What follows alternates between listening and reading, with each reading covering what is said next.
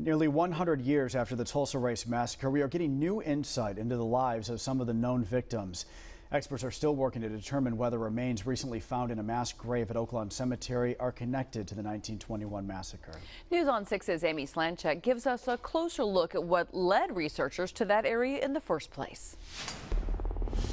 The mass grave was found in the southwestern part of Oaklawn Cemetery in what scientists and researchers call the original 18 area. It's not far from headstones for Eddie Lockard and Reuben Everett. They are known massacre victims, but experts are not sure if their bodies are in fact buried under their headstones. Reuben is one of the original 18.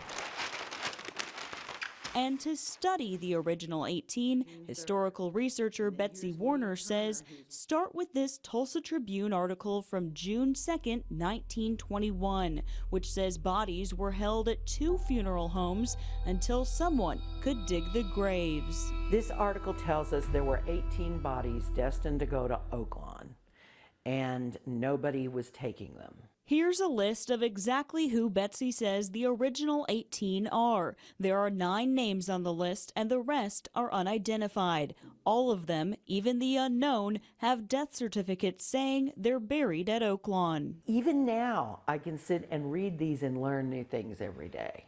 Betsy showed us records on Curly Walker and Ed Howard. Curly's death certificate says he died from a gunshot wound on June 1st. His World War I draft card shows his birthday and address.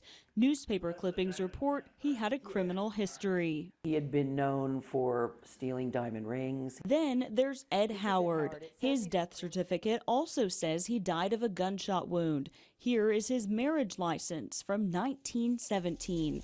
Newspaper stories outline the legal battle his wife fought after he was killed, and everything she owned was burned in the massacre. Records also talk about his career. He rented a spot at, I believe it was 107 North Greenwood. I think he lived upstairs and he ran a barber shop downstairs. This poor little book. Ed is also listed in this century-old Tulsa City Directory. Safety First Loan Company. That's the business he had started with Mr. Gurley. Another one of the 18 is a stillborn baby boy. The 2001 State Commissioned report offers this insight about him.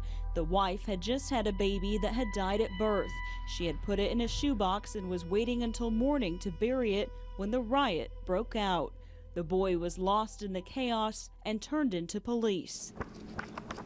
Betsy is now combing through these historic details, picking up the research from her dad, Dick Warner. He had notes and notes and notes. He spent years studying the massacre to help with the State Commissioned report.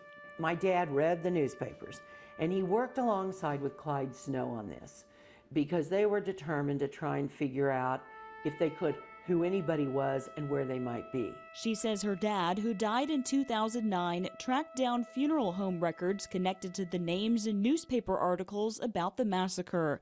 Combine that with other records like the death certificates renowned scientist Clyde Snow obtained, and details about who these people were are revealed. I don't know how much of their skeleton will tell that story, but I'm here to find out. Forensic anthropologist Dr. Phoebe Stubblefield is on the team with Betsy that discovered the mass grave a few months ago. Going forward, she believes they're in the right spot to uncover some answers. I am confident we'll have enough information available to know whether they are race massacre victims or not. While her work will focus on studying the remains and looking for signs of trauma like burning or gunshot wounds, the human toll won't be lost on her. Above all, it's really, I want them as individuals not to be the anonymous dead. In the days following the massacre, more deaths were reported beyond what is now considered the original 18. Death estimates vary between the 30s and several hundred.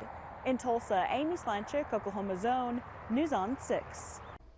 This story is part of News on 6's year-long commitment to cover the Race Massacre Centennial. We have a special page dedicated to this award-winning series on our website and on our app. Go to newson6.com/Tulsa1921.